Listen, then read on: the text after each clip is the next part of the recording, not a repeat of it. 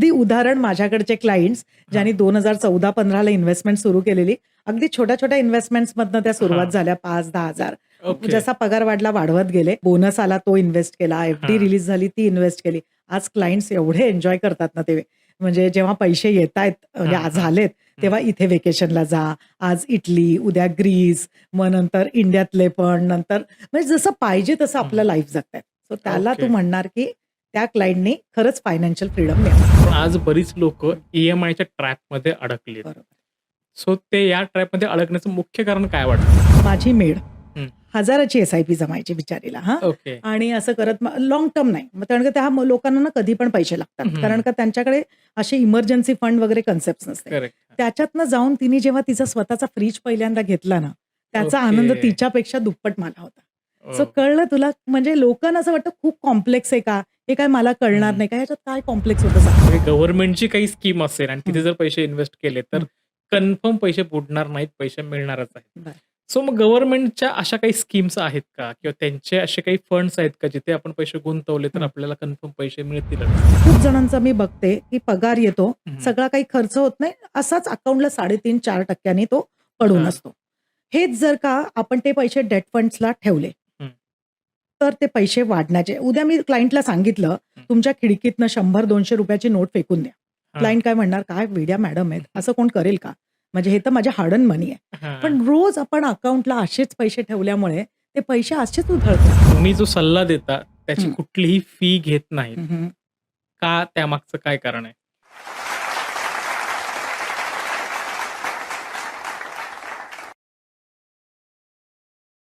नमस्कार, मी गणेश कुंभार आपल्या सगळ्यांचं स्वागत करतो. इन्फॉर्मेशन बरोबर मोटिव्हेशन देणाऱ्या जगप्रसिद्ध चॅनलमध्ये ज्याचं नाव आहे गोष्ट फायद्याची. कारण इथे आहे तुमचा फायदा, हाच आमचा वायदा. आणि आज फायद्याची गोष्ट सांगण्यासाठी आपल्या स्टुडिओमध्ये आलेल्या आहेत प्रज्ञा ताहमणे मॅडम, ज्या पॅट फायनान्सच्या डिरेक्टर आणि फाउंडर आहेत. मॅडम, तुमचं आमच्या स्टुडिओमध्ये खूप खूप स्वागत आहे. नमस्कार. म्हणजे मला वाटतं आज ऑडियन्सला एक पर्वणी मिळणार आहे, की आपलं फायनान्शियल नियोजन कसं केलं पाहिजे, पैसे कसे वाचवले पाहिजेत, कुठे पैसे गुंतवले पाहिजेत, कसा परतावा मिळवला पाहिजे, याविषयी आपण आजच्या पॉडकास्टमध्ये चर्चा करणार आहोत.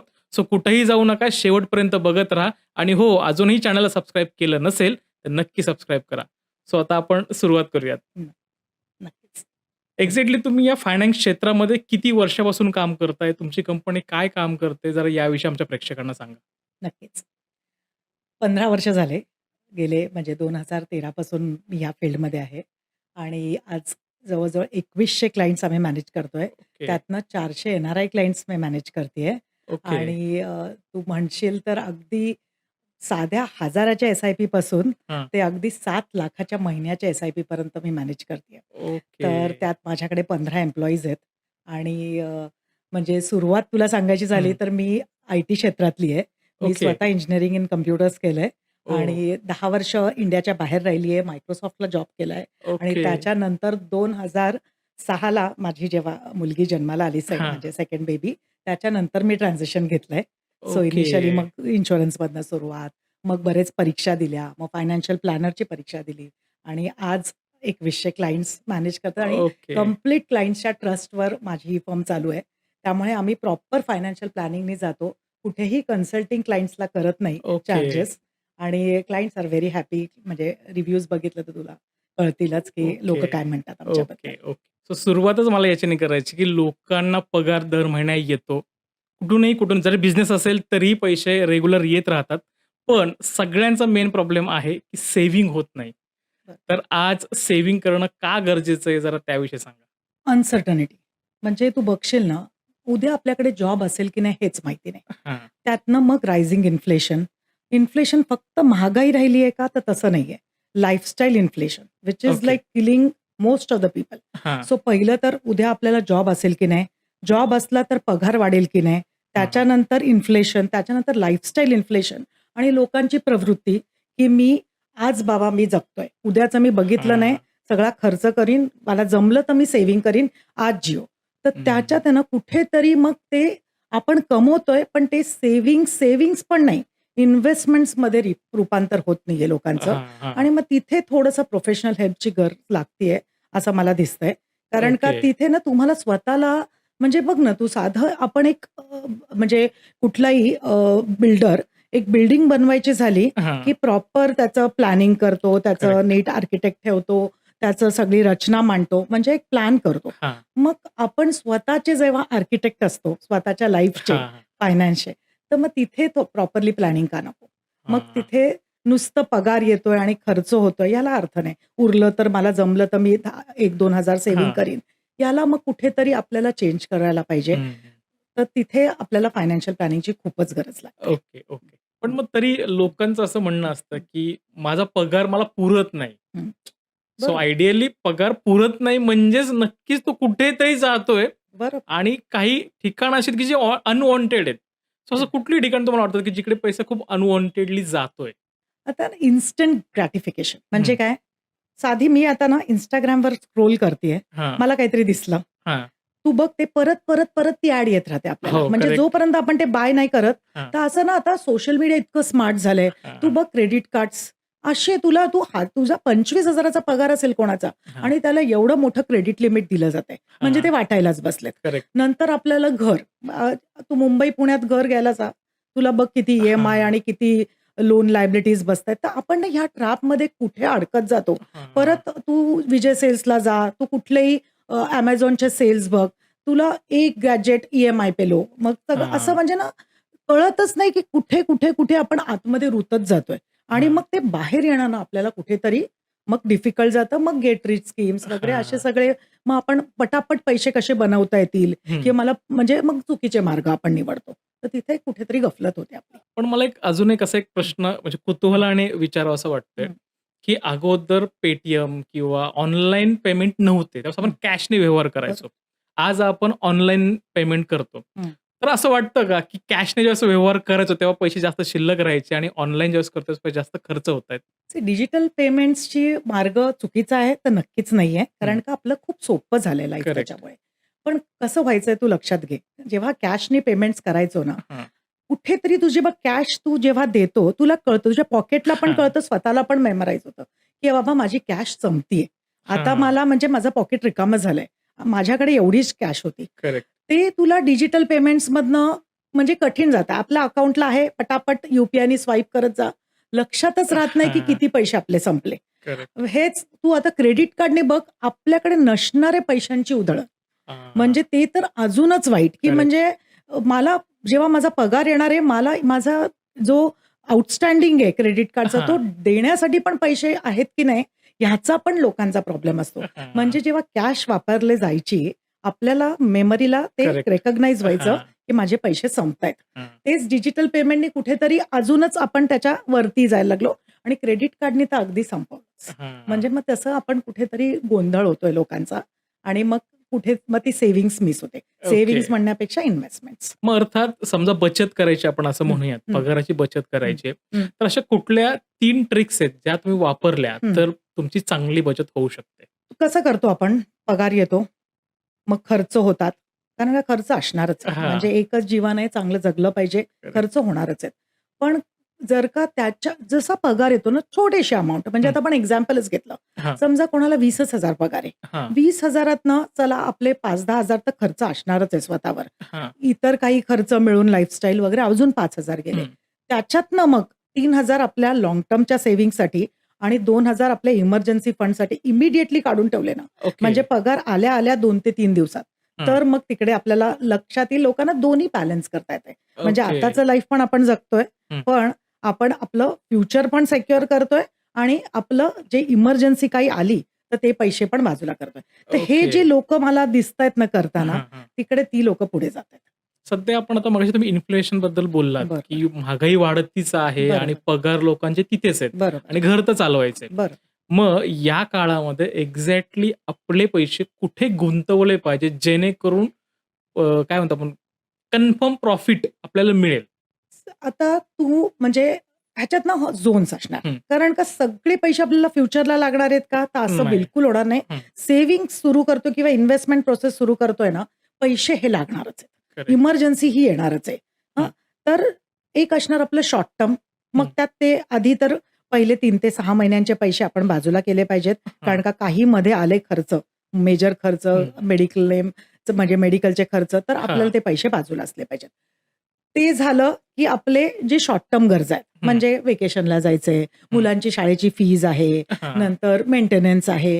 हे पैसे कुठेतरी आपले डेट फंड्स किंवा एफ-डीमध्ये म्हणजे स्वीप इन एफ-डीज वगैरे असतात, हां. त्याच्यात गेले पाहिजेत. त्याच्यानंतर तुझे 3 ते 5 वर्षांचे खर्च येतील. हां. म्हणजे मला घरासाठी डाउन पेमेंट जमा हां. करायचंय, मग काही असो, कारसाठी मला जमा करायचंय, रिनोव्हेशन येऊ शकतं. मग तिथे कुठेतरी आम्ही हायब्रिड फंड्सचं कॉम्बिनेशन घ्यायला सांगतो, ओके. ज्याचं इक्विटी आणि डेटचा रेशिओ असतो त्याच्यात. हां. आणि मग तुझं जे रिटायरमेंट आहे हं. किंवा क्लायंटचं मुलांचं शिक्षण आहे, एज्युकेशनचं, हां. तर तिथे मग इक्विटीचं एक्सपोजर. म्हणजे आपल्याला ओके. तिथे रिटर्न्स जास्त येण्याचे चान्सेस. सो इथे ओके. हे जेव्हा प्रॉपरली बॅलन्स आउट होतं ना, तिथे मी बघते क्लायंट लॉस होत नाही. मग ओके. काय होतं माहिती आहे, आपलं प्रॉपर नॉलेज नसतं हं. यातलं. आपल्याला त्यातलं काही कळत नाही, त्यातनं वेळ मिळत नाही, हां. त्यातनं एवढं स्ट्रेस जॉबचा वगैरे, इथे कुठेतरी मग प्रोफेशनल हेल्प लागते आपल्याला. कारण ओके. का आपण घेतो, चला फंड्स हां. पण चांगले घेतो. सगळं आजकाल ChatGPT, रोबो हो, ॲडवायझरीमध्ये हो. सगळं तुला बघितलं तर तू टाकलंस की सगळे डिटेल्स येतात. करेक्ट. म्हणजे आपण त्याच्याप्रमाणे इन्व्हेस्ट हो, पण करू. हो. पण त्याच्यानंतर काय होणार? पुढे तो फंड नीट चालेल की नाही याची काय खात्री? मग तिथे हां. रेग्युलर रिव्ह्यूज आले, मग मॉनिटरिंग आले, मग डायव्हर्सिफिकेशन आलं. असं बऱ्याच काही प्रोसेस असतात, जिथे आम्ही त्यांना मदत करतो. ओके. मग तिथे थोडीशी प्रोफेशनल हेल्प लागते. जसं तुम्ही म्हणतायत, की हं. तुम्ही एक्झॅक्टली एखाद्या क्लायंटला प्रॉपर बरोबर. फायनान्शियल ॲडवाईस करता, की हं. कुठे पैसे गुंतवले हं. पाहिजेत. बरं. सो प्रेक्षकांना अजून कळण्यासाठी हं. एक्झॅक्टली तुम्ही एखादा क्लायंट तुमच्याकडे बरं. आल्यानंतर कशा पद्धतीने त्याची फायनान्शियल ग्रोथ होईल हं. यासाठी त्याला सपोर्ट करता? जेव्हा क्लायंट आम्हाला कॉल करतो, इधर हं. Instagramवरनं मेसेज करत असेल किंवा WhatsAppवरनं मेसेज किंवा एक साधा कॉल. हां. तो आला, की मी सुरुवातीला मी स्वतः कनेक्ट करते क्लायंटला, कारण का ओके. माझ्याकडे बघून क्लायंट येतोय. हं. मग तिथे कसं होतं, म्हणजे मी एक शीट पाठवते क्लायंटला, हां. जिथे त्याचे बेसिक डिटेल्स हं. म्हणजे त्याच्या आधीच्या इन्व्हेस्टमेंट्स जे काही केले असतील, म्हणजे हां. मला कळतात, की काय चुका झाल्यात का, हां. सगळ्या बरोबर केल्यात त्यांनी. मग इन्शुरन्स पॉलिसी असू दे, म्युच्युअल फंड्स असू दे, स्टॉक्स असू दे, काही जे असेल ते. ओके. त्याच्यानंतर त्याचे फ्युचरचे गोल्स. कारण का हां.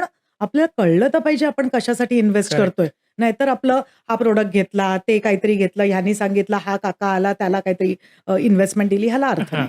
म्हणून आपल्याला फ्युचरचे गोल्स माहिती असणं महत्वाचं. हां. आणि मग स्वतःचा आत्ताचा कॅश फ्लो म्हणजे माझ्या हातात किती पगार येतोय टॅक्स कापून हां. आणि माझा घर खर्च काय आहे, ते पण मी क्लायंटला सांगते बिलकुल कॉम्प्रोमाईज करू नका. ओके. तुम्हाला जेवढा तुमचा खर्च आहे बिनधास्त करा. हां. मग जे काही पैसे बफर उरतायत ना, हं. त्याच्यातनं आपण मॅनेज करू. ओके. मग ही जी एक्सरसाइज एकदा क्लायंटकडनं करून घेतली ना, हं. म्हणजे काय थोडक्यात आपण फिरायला जातोय कुठेतरी. हां. सुरुवातीला काय करतो आपण Google मॅप ऑन करतो. करेक्ट. त्याच्यावरनं आपल्याला कळतं किती ट्रॅफिक आहे, कुठे हां, हां. जायचंय, किती वेळ लागणार आहे. हे जेव्हा तुम्ही फायनान्सच्या बाबतीत फायनान्शियल प्लॅन टाकता ना, हां. तर क्लायंटला एक्झॅक्टली दृष्टिकोन कळतो. आता मी हे एक्झाम्पलनी हां. तुम्हाला सांगेन, हं. की आत्ता माझ्याकडे ना परवाच एक कॉल आलेला. हां. क्लायंट होती फक्त 27 वर्षाची मुलगी. ओके. 1,20,000 पगार. ओके. मॅनेजमेंट स्टुडंट, हं. चांगला पगार. आणि मला सांगते, मला ना 10 वर्षात मॅडम मला जास्त नोकरीच करायची नाहीये. मला हं. 10 वर्षात रिटायर व्हायचंय. ओके. मला पण वाटलं 1,20,000 पगार इझिली आपल्याला ते म्हणजे हां. थोडाफार होऊ शकतं. 35,000 तिचा खर्च. हां. आम्ही जेव्हा रिटायरमेंटचा तिचा प्लॅन टाकला, हं. बाकी पण जास्त गोल्स घेतला नाही हां. एक किड्स एज्युकेशन आणि एक रिटायरमेंट प्लॅनिंग. आणि शॉक होतो आम्ही, की तिला जवळ-जवळ 2.25 लाखाची एस-आय-पी आली. कारण का तिला 10 वर्षातच ओके. रिटायर व्हायचं होतं. हं. तिलाही ते एकदम शॉकिंग, की मी एवढं कमवते, मी एवढं सेव्हिंग करतेय आणि तरी मला एवढ्याची एस-आय-पी करावी लागेल. मी म्हटलं हां. बघा आता 37ला आपल्याला नाही रिटायर होता येणार. आपल्याला अजूनही जॉब करावा लागेल. आता हे जर का मी तिच्याबरोबर एक्सरसाइज हं. केली नसती, ती त्या भ्रमात असती, की करेक्ट. अरे मी कधीही रिटायर होऊ शकते. हां. तर तिथे मग ना क्लायंटचे डोळे उघडतात. आता ओके. ह्याच्यात 2 गोष्टी आहेत. म्हणजे आपण हे पॉझिटिव्हली घेतलं हं. पाहिजे. कारण का ॲटलीस्ट आपल्याला आधी कळलं. हे हां. 50शीला आल्यावर कळलं असतं तर काय केलं असतं. करेक्ट. म्हणून मग सुरुवातीलाच ही एक्सरसाइज करणं फार महत्वाचं ठरतं. मग अर्थात आता हे एखादा व्यक्ती हं. किंवा स्त्री असेल जी हं. जॉब करते हं. तिच्यासाठी, हं. पण व्यवसाय करणारे जे हं. आता लोकं हं. आहेत, हं. सो त्यांच्यामध्ये सुद्धा सेव्हिंगचा मोठा प्रॉब्लेम होतो. बरोबर. सो त्यांच्यासाठी आपण काय सांगू शकतो? जे बिझनेस ओनर्स असतात किंवा म्हणजे ज्यांचे स्वतःचे बिझनेस वगैरे असतात हां. किंवा सेल्फ एम्प्लॉईड असतात, हं. त्या लोकांनी ना पहिलं तर आपला इमर्जन्सी फंड्स हा बाजूला ठेवला पाहिजे. कारण का ओके. कधी-कधी एम्प्लॉईज असतात. हां. स्वतःचा पुढचा महिन्याचा पगार येईल की नाही माहिती नसतो. हो. तर अशा वेळेस तुम्हाला ना ॲटलीस्ट 6 महिन्यांचे तरी पैसे बाजूला ठेवले पाहिजेत. जे काही घर खर्च आहेत किंवा आपल्या एम्प्लॉईजचे काही खर्च आहेत, आपलं ऑफिस हां. रनिंग करायचं त्याचा खर्च आहे, तो बाजूला झाला पाहिजे. त्याच्यानंतर मी काय सांगते, तुमचं ना ह्या लोकांचं रँडम इन्कम्स असतात. म्हणजे हां. कुठल्यातरी महिन्यात खूप जास्त येतील, कुठल्यातरी महिन्यात एकदमच हो. काहीच नसणार आहे. नसणार. मग ज्या महिन्यात पैसे येतात ना, ते पैसे आपण डेट फंड्सला पार्क करतो. म्हणजे ओके. काय, जिथे काही रिस्क जास्त नसते. हं, एक स्टेबल इन्कम, जसं एफ-डीला रिटर्न्स मिळतात तसे रिटर्न्स येतात. हं. आता काय होतं माहिती ह्याच पैशातनं आपल्याला विथड्रॉल्स घेता येतात आणि बरं. एस-आय-पी माध्यमातनं परत रिइन्व्हेस्ट करता येतात. ओके. म्हणजे लोकं जे म्हणतात मी सॅलरीडच आहे, माझे पैसेच रेग्युलर हां. इन्कम नाहीये, त्यांच्याकडनं आम्ही बरोबर ही एक्सरसाइज करून घेतो आणि ओके. तेही व्यवस्थित सेव्हिंग्ज करतात. तिथेही कुठेही काही इश्यू येत नाही. ओके. सो जे बिझनेस ओनर्स असतील किंवा असे सेल्फ एम्प्लॉईड असतील, हं. नक्कीच आपल्याला त्यांनी कन्सल्ट करावं आणि आपण त्यांना प्रॉपर मार्गदर्शन एक्झॅक्टली काय सिस्टम आहे? जसं तुम्ही म्हणालात, की आपण पैसे एस-आय-पीमध्ये इन्व्हेस्ट करू शकतो. बरं. काय एक्झॅक्टली सिस्टम आहे ती? आता बघ, समजा आता कुठल्यातरी महिन्यात आपल्याकडे 50,000 येतात. हां. कुठल्यातरी महिन्यात आपल्याकडे फक्त 15,000 येतात. हां. आता आपण हे 15,000 ज्या महिन्यात येतात ते तर खर्चच होणार आहेत. म्हणजे हो. आपण हे 50,000 चला 40,000 बाजूला केले. हां. असे आपण महिन्याच्या म्हणजे 2-3 महिन्यातनं आपल्याला असे काही सुटतायत एक्स्ट्रा पैसे, हां. ते आपण त्या डेट फंडमध्ये, जिथे अंदाजे आपल्याला 5 ते 7.5% मध्ये कुठेतरी रिटर्न्स येतात. ओके. हां, आता हे पैसे बाजूला झाल्यामुळे आपले खर्च होणार नाहीत. हां. आता त्याच्यातनं मी काय करणार, दर महिन्याला एक 10,000 ते 15,000 त्यांच्या अकाउंटला रिलीज करणार. त्याला ओके. म्हणतात सिस्टमॅटिक विथड्रॉल. ओके. आता सिस्टमॅटिक विथड्रॉल तुझ्या अकाउंटला आली, तर हं. त्याच पैशातनं आपली एस-आय-पी जाऊ शकते. त्याच ओह! पैशातनं मुलांच्या शिक्षणाला आपल्याला फीस भरता येईल, व्हेकेशन्स करता येतील. सो इतके सुंदर माध्यम आता ओके. अवेलेबल आहेत ना हां. इंडियात. फक्त लोकांना ते माहिती नाही की कसं वापरायचं. आणि ओके. मग कारण मिळतं आपल्याला, की माझ्याकडे तर काही पैसेच उरत नाही. माझे जे पैसे येतात ते हां. रँडम असतात. त्यामुळे मी कुठली कमिटमेंट घेता येत नाही ओके. सेव्हिंगची. पण तुम्ही जरा प्रॉपरली जर का तुम्ही मार्गदर्शन घेतलं ना आर्थिक हां, हां, हां. सल्लागारकडनं, तुम्हाला हे सगळे माध्यम कळणार आहेत इन्व्हेस्टमेंटचे. आता सेव्हिंग करायची म्हटल्यावरती पैशाविषयीची जी मानसिकता असते, मनी माइंडसेट म्हणतो आपण त्याला, ते कितपत गरजेचं आहे? आजकाल ना ह्या माइंडसेटवर बरंच डिस्कशन होतं. हां. पहिलं म्हणजे माइंडसेट म्हणजे काय? हं. म्हणजे माझी बॅलन्स करण्याची प्रवृत्ती. हां. म्हणजे आपला जो पगार येतो, त्याला नीट बॅलन्स करता आलं पाहिजे. हं. मी ना 2 टाइपचे लोकं बघते ह्याच्यात. हं. एक ना खूप खर्चिक असतात. म्हणजे त्यांना सांगितलं तर, "बाबा आज मी जगतो, उद्याचं मला काही माहिती नाही." हां. हां, आणि दुसरे असे असतात, की सगळे पैसे सेव्हिंग्जला टाकायला बघतात. हां. आता दोन्ही तू बघशील तर दोन्ही बरोबर नाहीये. आपल्याला हां. कुठेतरी बॅलन्स गाठता आला पाहिजे. करेक्ट. मग त्याला आपण म्हणतो माइंडसेट. हां. आता जे तू बघ, चांगले जे पुढे गेलेली लोकं आहेत, त्याच्यात पण बिझनेस ओनर्स आले, त्याच्यात चांगले सॅलरी इन्कम म्हणजे हां. ज्यांची चांगली इन्कम असते अशी लोकं गटाला. दोघांचंही तू बघशील तर काय करत असतील, आपले आलेले पैसे हां. कसे मल्टिप्लाय करायचे ह्यांचं त्यांना प्रॉपर नॉलेज असतं. ओके. म्हणजे तुझ्या इन्कमला इन्कम वाढवणं, हं. तुला ड्युअल सोर्स ऑफ इन्कम. म्हणजे हां. तूच बघ ना, आजकाल आय-टीवाले इंजिनियर चांगला जॉब असतो, एवढा चांगला हं. पगार असतो. पण काहीतरी कन्सल्टिंग करतील आफ्टर जॉब अवर्स. हां, हां. मग कोणी ओला उबरला गाडी चढवतं, कोणी ऑनलाईन सेल करतं. हं. आता तुमच्यासारखे लोकं पॉडकास्ट करतात. सो इतकं हां. म्हणजे सॅलरी अर्निंग असून सुद्धा सेकंड सोर्स ऑफ इन्कम मिळवणं. करेक्ट. मग जे पैसे आहेत त्याला वाढवणं, ते पॅसिव्ह हां. इन्कममध्ये टर्न करणं. म्हणजे काय, उद्या मी नोकरी नाही केली तरी मला पैसे येत राहिले पाहिजेत. ही हां. जेव्हा माइंडसेट आपल्याला डेव्हलप व्हायला लागते ना, माझे जे स्किल्स आहेत त्याच्यातनं माझा पगार कसा वाढू शकतो, ह्या सगळ्या गोष्टींवर जेव्हा तुम्ही इम्प्लिमेंटेशन सुरू करतात, मग तिथे तुला दिसतं की तुझं लाईफ आहे ना एकदम सुरळीत चाललंय. हां. म्हणजे मला लोकं विचारतात, "मॅडम इतकं काय सोपं आहे का? आजकालचं महागाई किती आहे? काय खर्च? तुम्हाला बोलायला काय जातंय? सेव्हिंग करा, इन्व्हेस्टमेंट करेक्ट. करा. आमचा दर महिन्याला घर खर्च कसा चालेल हे आम्हाला हं. माहिती नसतं." अरे मग माध्यम आहेत ते एक्सप्लोर तर करा. करेक्ट. मग तुम्हाला कसं माहिती? तुम्ही तर आता 15 एम्प्लॉईज घेऊन बसले. अरे मी शून्यातनं उभं केलंय. हां. म्हणजे इंडियात आल्यावर आय-टीचं शिक्षण, हां. म्हणजे तू खरं सांगायचं झालं तर मी सेकंड इयर इंजिनिअरिंगला असताना माझे वडील गेले. माझ्या ओह! आईकडे फक्त ₹2,00,000 त्याच्यातनं पण घराचं लोन आउटस्टँडिंग. घर सुद्धा नॉमिनेटेड नाही आईच्या नावाने आणि तिथून आम्ही पल्ला आज इथे गाठलाय. माझा ओह! स्वतःचा भाऊ सीनियर व्हाईस प्रेसिडेंट आहे ॲक्सिसमध्ये. मी ओके. स्वतः आता 15 एम्प्लॉईजला घेऊन बसलीये. सो आम्हीही त्रासातनं गेलोय. पण हं. कुठे गप्प बसलो का? सो एखादी नाही. साधारण बाई जर का एवढं करू शकते, तर कुठला पर्सन का नाही करेक्ट. करू शकणार? त्याला करायलाच पाहिजे. प्रयत्न तर करू शकतो आपण. बरोबर आहे. चालेल की नाही हे नंतरची गोष्ट. So correct. मग तिथे तुम्हाला याला माइंडसेट म्हणतात. मग रिच माइंडसेट पैसे वाढवण्याचा प्रयत्न करेल. पुअर माइंडसेट हे काय बोलतायत, त्याला काही अर्थ आहे का? तर तसं थोडंसं तिथे तुमचं व्हेरिएशन येतं आणि मग तिथे आपण कुठेतरी अडकतो. म्हणजे पुढे जात ओके. नाही. ओके, असं. ओके. त्यामुळे मानसिकता खूप जास्त खूप महत्वाची. महत्वाची, खूप ओके, महत्वाची. ओके. आपण अशा काही जाहिराती बघतो, की ज्याच्यामध्ये असं म्हणतात, की तुम्ही काम करू नका, तुमच्या पैशाला कामाला लावा. बरोबर. एक्झॅक्टली काय थॉट आहे तो? आ आता आपण काहीतरी अर्निंग करतोय. हं. तू बघ अर्निंग करताना खूप अर्निंगवाले लोकं जे बघतोय आपण, हं. आपल्याला काय वाटतं किती छान आहे ह्याचा लाईफ. हां. 2.5 लाख पगार येतोय, 5 लाख पगार येतोय. खरंच पैसे वाढतायत का? तर नाही. ते पैसे हां. बाजूला जात नाही. पण जर का तू नीट ज्यांचं रिच माइंडसेट किंवा आपण हां. मानसिकता प्रॉपर असते, ते लोकं पैसे मल्टिप्लाय करायला बघतात. म्हणजे आपल्या जर का ₹10 इन्व्हेस्ट करतो, 10चे 20 कसे होतील हे हां. बघतोय. करेक्ट. आता त्याच्याने काय होतं, तुझे पैसे उद्या जाऊन ते कॉर्पस क्रिएट होतं. हं. म्हणजे साधारण आपण समजा 3,500 ची पण एस-आय-पी एखाद्या 25 वर्षाच्या मुलाने केली, हां. तर ते पुढे जाऊन जर का 12% वाढले, तरी एक 60 पर्यंत जवळ-जवळ 3 कोटीचा कॉर्पस बनतो. ओह! हं. आता मी तर सरळ चला 1 सीआर म्हणजे हां. अगदी ते शक्य आहे कोणालाही हां. जर का नीट डिसिप्लिन वेमध्ये हं. म्हणजे सेव्हिंग्ज केली तर. आता 1 कोटीचा कॉर्पस असेल ना, हां. साधं आपण 6 ते 7% पण विथड्रॉल घेतलं, तर हां. महिन्याला जवळ-जवळ 60,000 पर्यंत विथड्रॉल यायला लागतं. ओके. हं. आता पुढे पण काय होतं बघा, आपण फक्त 7% काढतोय. हां. आपल्याला चान्सेस असतात 10 ते 12% मिळवण्याचे.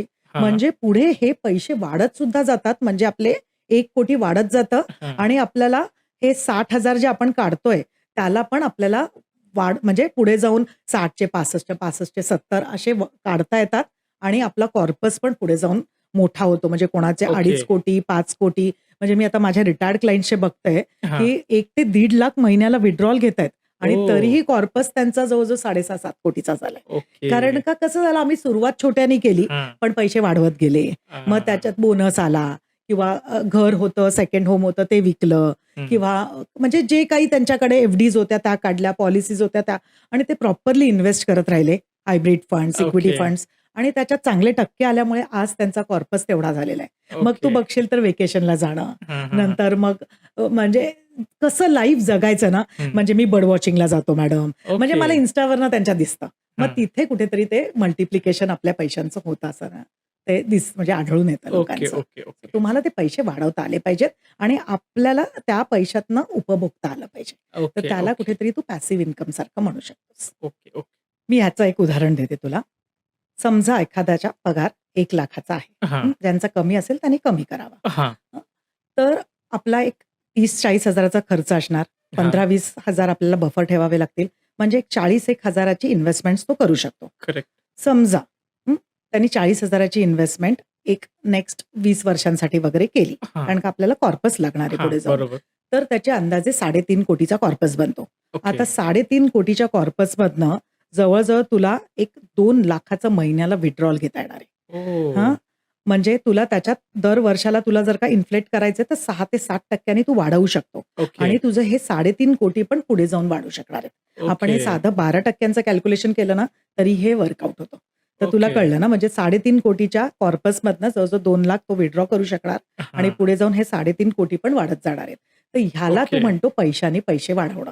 कारण तू आता ओके. तुझ्या फक्त इन्कमवर हां. डिपेंडेंट नाहीये. करेक्ट. म्हणजे आता समजा एखाद्याचा पगार आपणच आता म्हणालो, की हां. लाखभर होता. लाखभर म्हणजे रुपये. त्याला काय सवय होती वर्षाला 12 लाखाचं पॅकेज कमवण्याची. करेक्ट. आता त्यांनी ते 3.5 कोटी जमवल्यामुळे हां. त्याला उलट 24 लाखाचं पॅकेज झालं. मग करेक्ट. त्याला म्हणणार तुम्ही पॅसिव्ह इन्कम किंवा पैशाने पैशाला वाढवा. पण मग अर्थात म्हणजे लोकांना थोडं अजून डीपमध्ये समजण्यासाठी हं. हे जे पैसे वाढतायत, हं. एक्झॅक्टली ती इन्व्हेस्टमेंट कुठं केली जाते जरा त्याविषयी सांगा ना? बरं.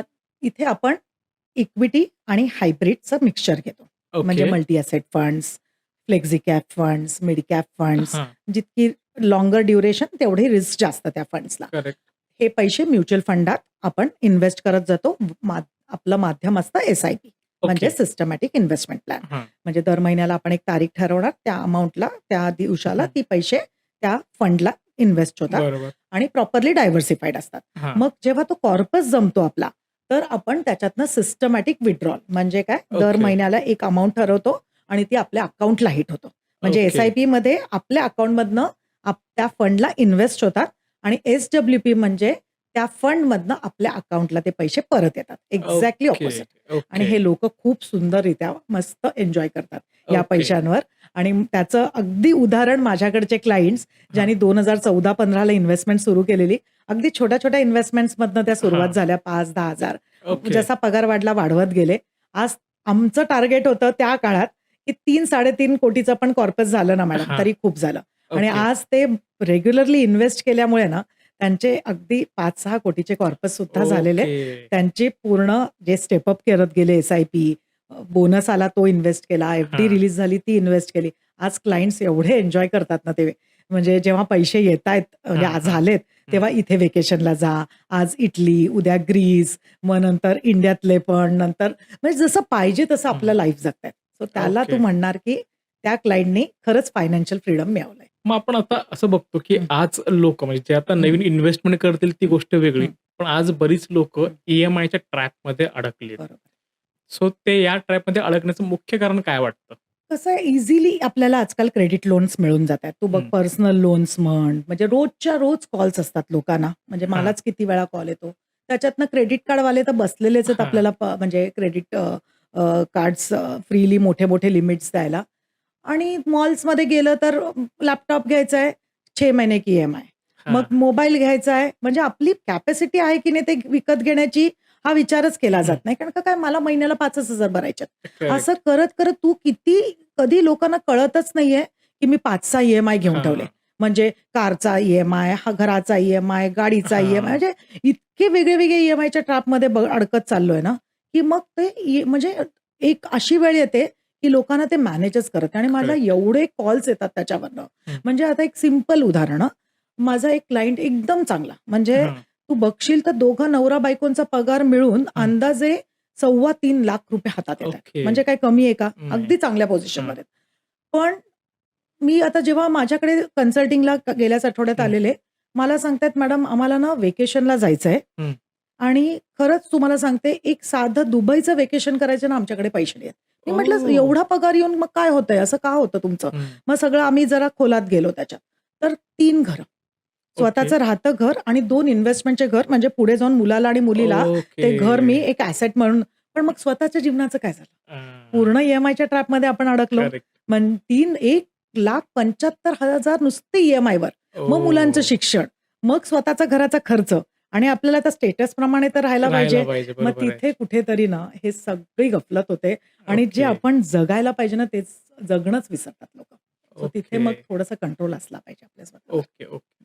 बऱ्याचदा आपण असं पाहायला हं, मिळतं, हं, की हं, लोकांचं फायनान्शियल प्लॅनिंग हं, या ठिकाणी फसतं, हं, की आठवड्याचं जे जेवण आहे, हं, ते जेवण हं, 4 वेळेस बाहेरून येतं हं, आणि म्हणून कुठेतरी कळत नाही, की आपले पैसे कुठे जातात. असंही हं. होतं का?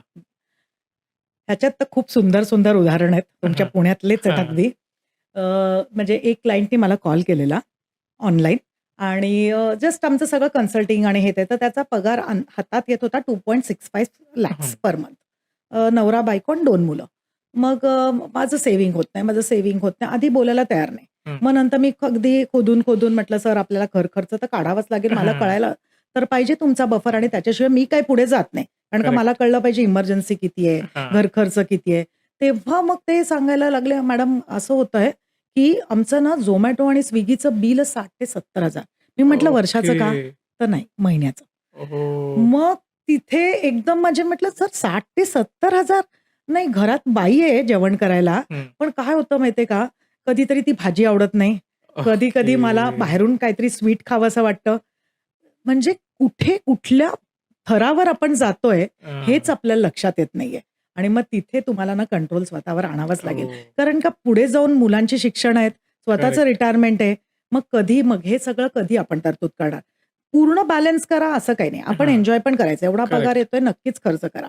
पण त्याला कुठेतरी ना एक लिमिट आखता आलं पाहिजे. हां. नाहीतर मग आपल्याला हातात आपली घडीच निघून जाईल. आणि मग करेक्ट. कुठेतरी त्या ट्रॅपमध्ये म्हणजे आत्ता आपण त्याला नीट कंट्रोलमध्ये नाही आणलं, तर 50शी नंतर 60 नंतर आपल्याला नोकरी करण्याची वेळ येईल. मग तिथे हो. आपल्याला थोडंसं अलर्ट झालंच पाहिजे. आणि कोविडनी तर आपल्याला हे करेक्ट, शिकवलेलंच आहे, करेक्ट. की हो. किती इमर्जन्सी आली तर म्हणजे वर्षभर पगार हो. नव्हते, तर आपण आपल्या लोकांना रस्त्यावर येण्याची वेळ झालेली. तर करेक्ट. तिथे तसं नको व्हायला म्हणून हं. आत्तापासून थोडंसं असे काही खर्च जे असतात त्यांना कंट्रोल आणताच आला पाहिजे. Okay, okay. हं, मगाशी तुम्ही त्या घराचं उदाहरण हं, दिलं. हं, एका हं. क्लायंटने 2 घरं घेतली होती. बरोबर, सो अर्थात घर ही सगळ्यात मोठी प्रायोरिटी असते कुठल्याही कपलची. बरोबर, लग्न झाल्यानंतर पहिले घरच घेतलं पाहिजे आणि बरोबर, अर्थात ते घर ई-एम-आयने अर्थात ते घर ई-एम-आयने सुरुवात होते. बरं. पण समजा हे घर कॅशमध्ये घ्यायचं असेल, हं. तर पॉसिबल आहे का? माझ्याच एका क्लायंटने हे करून दाखवलं. एकाचा पगार 90,000 हं. दुसऱ्याचा पगार जवळ-जवळ 80,000 म्हणजे हां. एक अंदाजे 1,60,000चं महिन्याला म्हणजे हां. त्यांच्याकडे हातात येत होतं. 40,000-50,000 त्यांचा खर्च. हां. सो आता हे जे जवळ-जवळ एक ₹1,25,000 ते 1,30,000 ते हां. महिन्याला सेव्हिंग करत होते. ओके. असे 5 वर्ष करत गेले. हं. जवळ-जवळ त्यांचे 70-1 लाख रुपये त्याच्यातनं जमले. ओके. 70 लाख जमल्यावर आधी त्यांनी एक 75-80 लाखाचं घर घेतलं. हां. 1 BHKच होतं. ओके. आता ॲटलीस्ट ती हं. एक घर आपली एक ॲसेट क्रिएट झाली. करेक्ट. पुढे जाऊन ते पुरणार नाहीये. हं. तेव्हा ते विकून मग दुसरं घर घेणार. तर ओके. असं जेव्हा काही बॅलन्स आउट करतो ना, तर त्याला आपल्याला शक्य होतं. पण घरासाठी लोन घेणं हे काही चुकीचं नाहीये. आपल्या घर घेताना लोन म्हणजे हे ॲसेट बिल्डिंगसाठी आपण हं. वापरतोय. तर लोन घेऊन जर का घर घेतलं तरी काहीच हरकत नाहीये. फक्त ना हा ओके. फॉर्म्युला लोकांनी लक्षात ठेवावा. जर का म्हणजे आपण 60चा फॉर्म्युला म्हणतो हं. याला. तुला आता समजा कोणाला एखाद्याला ₹1,00,000 पगार आहे. हं. त्याला मल्टिप्लाय बाय 60 करायचं. म्हणजे काय ओके. झालं 60 ते 65 लाखापर्यंत तो घर घेऊ शकतो. हां. म्हणजे कसं होणार लाखभराचा इन्कम येतोय. हं. जवळ-जवळ त्याला 60 लाखाच्या घरावर 50,000-1,000चा EMI EMI असेल. बसेल. हां. 20% त्यांनी डाउन पेमेंट आपल्या खिशातनं द्यावा म्हणजे 15 ते 20 लाख करेक्ट. आणि बाकीचा त्याचा घर खर्च आणि त्याचे फ्युचर सेव्हिंग्ज हं. म्हणजे 30 ते 35,000 खर्च आणि 20,000 आपले सेव्हिंग. हं. म्हणजे तू बघशील तर 1,00,000तनं 50,000 EMI गेला, 35,000 घराचा खर्च गेला, 15,000 त्याच्या फ्युचरच्या सेव्हिंग्जला. ही घडी कशी प्रॉपरली बसली. हां. आता लोकं म्हणणार मला समजा एखादं 1 कोटीचं घर घ्यायचंय. हं. तर मग कसं करायचं?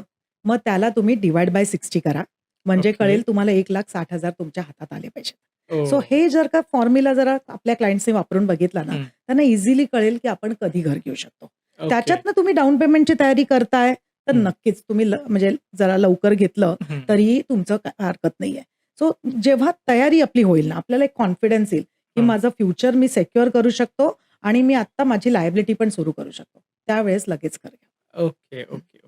हं. पण अर्थात तुम्ही असं म्हणालात, की लोन घेतलंच पाहिजे. हं. काही बिझनेसमन असं म्हणतात, हं. की लोन हे जर हं. लोकं देतायत, तर हं. आपण घेतलंच पाहिजे. हं. मग त्यामागची मानसिकता काय असते?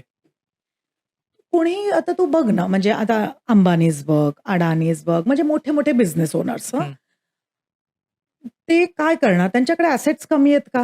नाही. बिलकुल असं नाहीये. हं. त्यांच्याकडे भरपूर ॲसेट्स आहेत. पण तू काहीही बिझनेस सेटअप करायचा आहे, काहीही आपलं हं.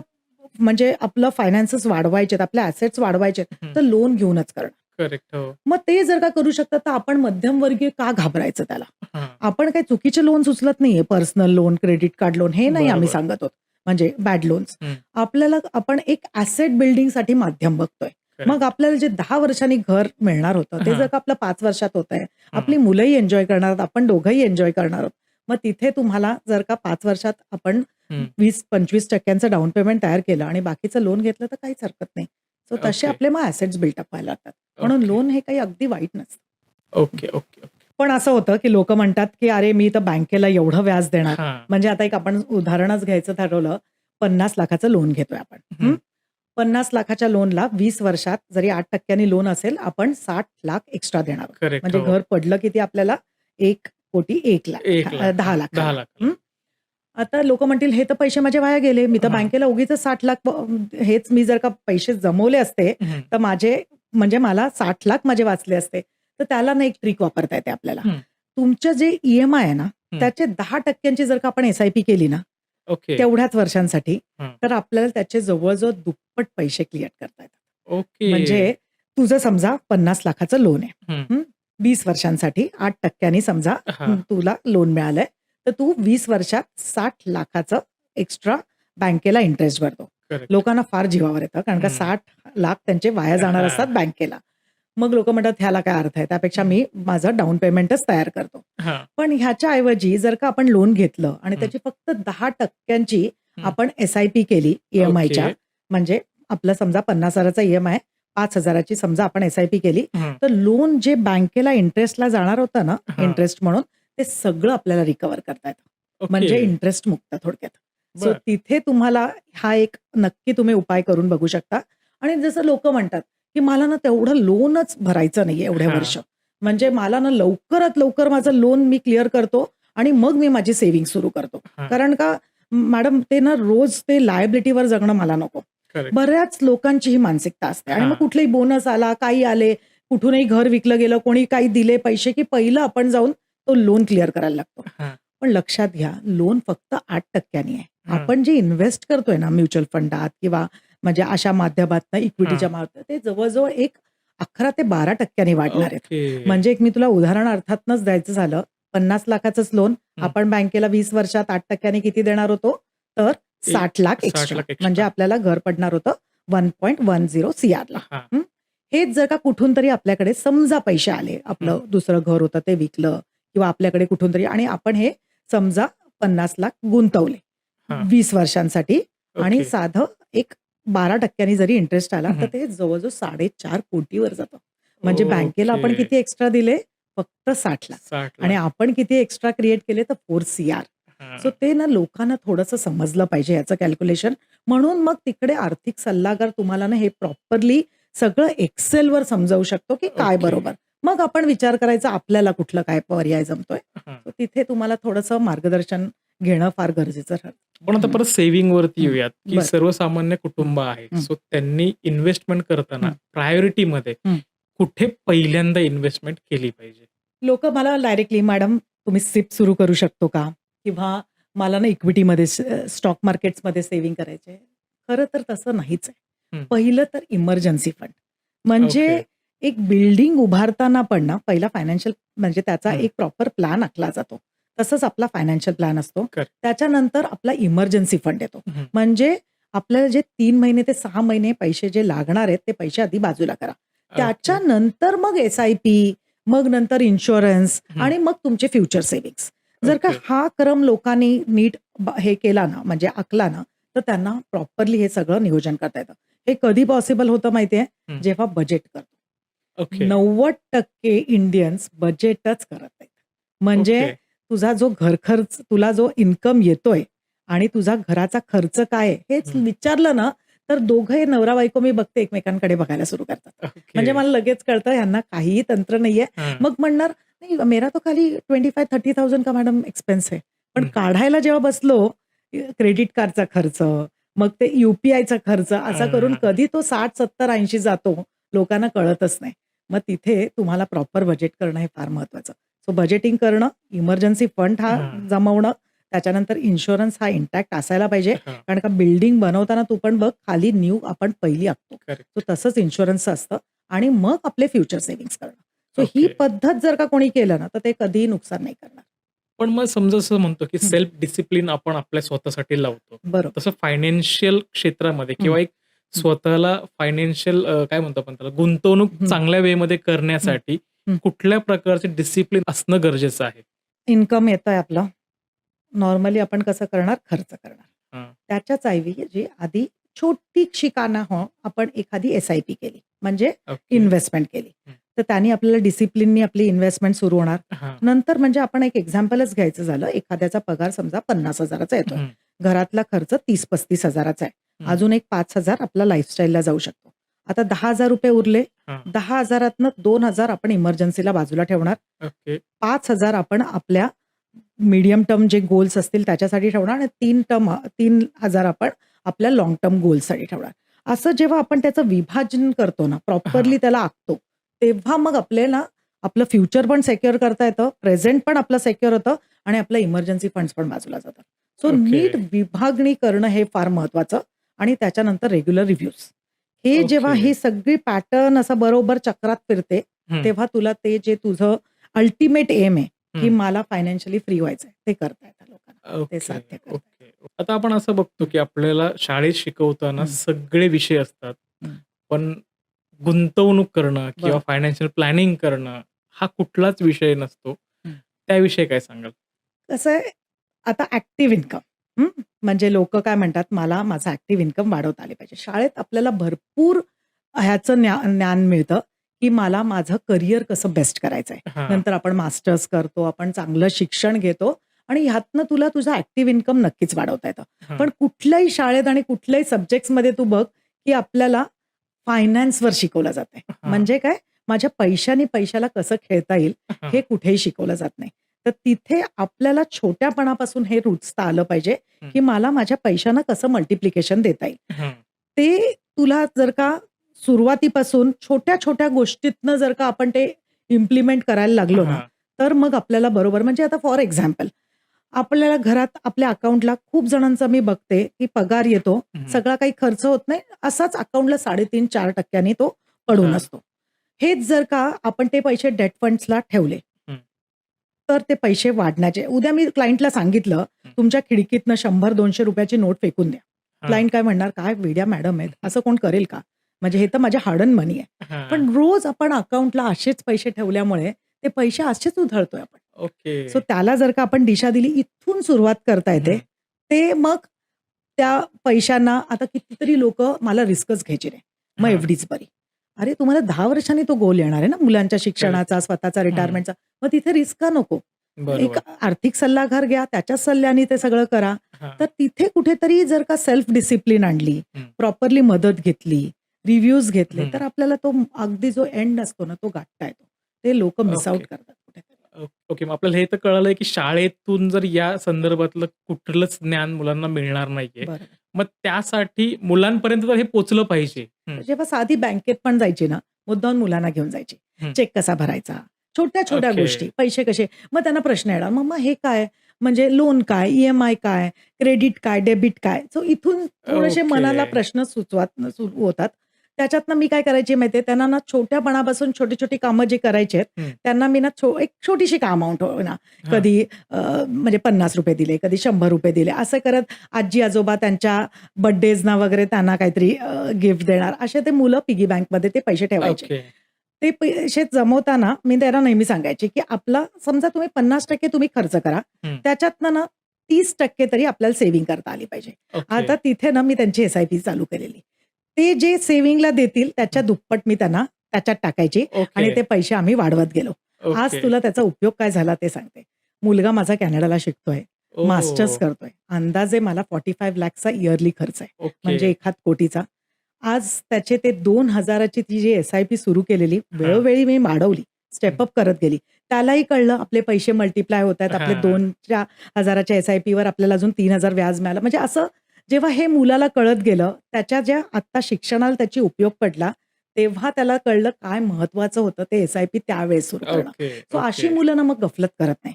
साधं आता त्याचे मित्र वगैरे ना एवढे खर्च करतात तिकडे, की हां. जे पाहिजे तसं. कारण का त्यांना बजेटिंग करणं हे माहितीच नाही. हां. माझ्या मुलाला मी सांगितलेलं, "एवढं पाठवते, ह्या पैशांमध्ये तुला तुझा खर्च जमवायचा आहे." इतका सुंदर तो बजेट आखतो. त्याच्यातच तो तिकडे पण स्टॉक मार्केटमध्ये इन्व्हेस्ट करतोय. ओह! तिथे पण तो म्युच्युअल फंड्समध्ये. सो हे जेव्हा आपण सुरुवातीपासून मुलांमध्ये ते हं. प्रॉपरली इम्प्लिमेंट करतो ना, ती मुलं खूप पुढे जातात. आणि मग ओके. हे कुठलेही पॅरेंट्स करू शकतात. कॉन्फिडन्स पण आपला स्वतःचा करेक्ट. वाढतो, त्या मुलाचा वाढतो. तर तसं आपल्याला नक्कीच इम्प्लिमेंट करता येईल. ओके, ओके, म्हणजे मुलीची मी तुला सांगते, म्हणजे तिला आता तिच्यासाठी सेव्हिंग्ज करणं. हां. आता मुलींचं तर आई-वडिलांना दागिन्यांचं तर खूपच कौतुक असतं, करेक्ट. की कितीतरी लोकं गोल्ड घेतात. तू बघ. हां, हां. म्हणजे दुकानात जातात, म्हणजे गुरुपुष्यामृत, नंतर मग आपला दसरा, हां. या दिवशी शक्यतो लोकं 1 ग्राम का होईना छोटंसं घेतात. गोल्ड हां. घेतात. मी काय केलं, तिचं सुरुवातीपासून एस-आय-पी लावून टाकली. तू ओके. म्हणशील मग दागिने कसे काय? अरे, आत्ता मी जे दागिने वापरते ना, मी कधीतरी तिला सांगते, "अगं लग्नाला चाललोय, चांगले दागिने." नाही, मला म्हणजे इमिटेशन ज्वेलरी पाहिजे किंवा मला डायमंड म्हणजे काय नंतरचा ट्रेंड हां, चेंज होईल ना हां, हां. आपल्याला माहिती नाही. माहीत नाही. ह्यावेळेस जर का आपली एस-आय-पी असेल आणि त्याच्यातनं तो जो कॉर्पस बनणार आहे, हं. तो उद्या मी लिक्विडेट करेल, तिला जे पाहिजे ते दागिने मी करू शकते. सो मग करेक्ट. तिथे मग डिजिटल गोल्ड वगैरे आपल्याला खूप उपयोगाचं ठरतं. Okay, okay, okay. Digital gold म्हणजे एक्झॅक्टली काय? म्हणजे एक्सचेंज ट्रेडेड फंड्स असतात हं. गोल्डचे. हं. म्हणजे गोल्ड ज्या दराने लिस्ट आउट होतं, हं. मग त्या दराने आपल्याला ते विकत घेता येतं.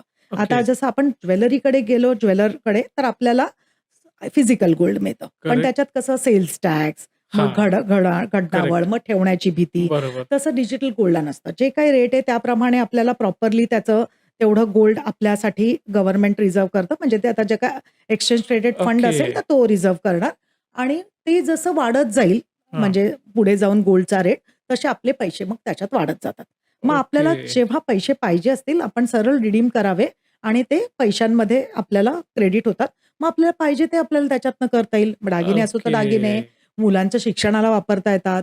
मग उद्या प्लॅटिनम येईल, हं. काय यू नेव्हर नो हो, काय हो. ट्रेंडिंग असेल, तर तिथे आपल्याला मग ते पैसे वापरता येतात. Okay, okay. म्हणजे डिजिटल गोल्डची जी फॅसिलिटी ही प्रत्येक बँकेत आहे, की काय त्यासाठी सेपरेट ऑर्गनायझेशन आहे? सी बरेचसे डिजिटल ॲप्स सुद्धा निघालेत आणि तुला डीमॅटमधनं पण घेता येतं एक्सचेंज ट्रेडेड फंड्स ओके, आणि सगळ्यात सुंदर म्हणजे गोल्डचे फंड्स असतात.